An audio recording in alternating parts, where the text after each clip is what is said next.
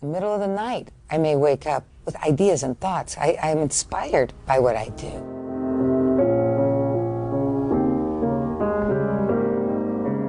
The first greatest struggle as an actor is feeling that your dream will never come true, that no one believes in you and you'll never get a chance, that you got this bat and ball and they won't even let you on the playground to play. That's the first struggle. You end up, when you have that struggle, with a lot of friends, because there are a lot of other people who have new bats and balls that don't get on the playground either. And you end up sitting around drinking beers and talking about it at night.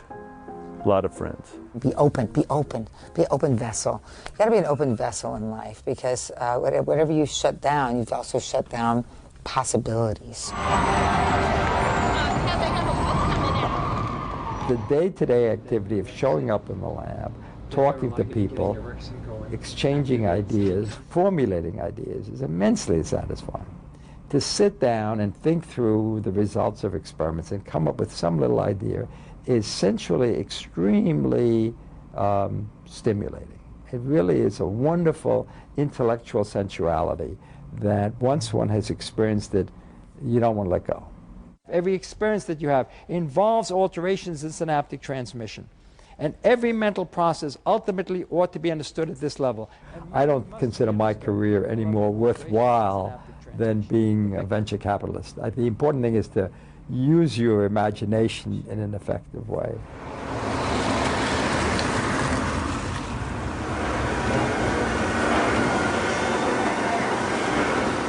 What we do here for $25 million is what most people would probably do for $125 million. I mean, do you see how much was going on? That's a lot. You know, what we do is just, it's just too much. This place is the American dream. Some guy from Bowie, Maryland, with no money, who lived on fish subs, builds a business, which is a limited partnership, which is the only way a long-haired hippie can raise $500,000. I mean, we actually have a format in this country where people with no money, with a great idea, with orders, can get it. With, you know, they're investors. You know, people go, oh, you know, maybe he's got a shot. I'll put my money in and we'll see how the money comes back. You know. So you started with $500,000. Yeah, an unlimited partnership with investors. You know, people who believed in the dream. How did you learn about all this stuff? One baby step at a time. How are you going to carve the top? What's the neck angle going to be? How thick's the guitar going to be? How are you going to dry the woods? How are you going to glue the woods together? How are you going to finish it? How are you going to buff it out? How are you going to get the inside corners? What kind of cases are you going to make? It just goes on and on and on and on and on and on. It's an art form. So if you allow your thought process to run free, to have the freedom to go in whatever direction it's going to go, and you're going to end up in maybe inventing, whether it's the thought process or a Super Bowl or the theory of relativity, something that you didn't expect. And you get the unexpected. You get something much larger, something much more profound. When you push the pause button, that's what happens to you. Because you see the big picture and you see what you're supposed to do with your energy to affect live people in the planet in a grand way. You got to take a chance. You got to jump and risk falling on your face. And you have to have had experience to know that if you fall on your face, you'll be okay.